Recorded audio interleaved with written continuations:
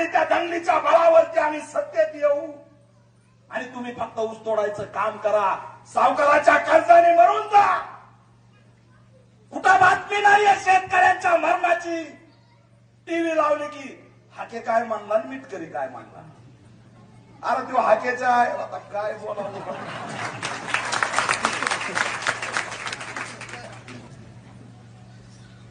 त्याचं सांगायचं टीव्हीवर. ते म्हणतो याला वाय झड करीन, ते म्हणतो ते माकडे, हे म्हणतोय ते कुत्रा, आणि टीव्हीवर चालू आहे.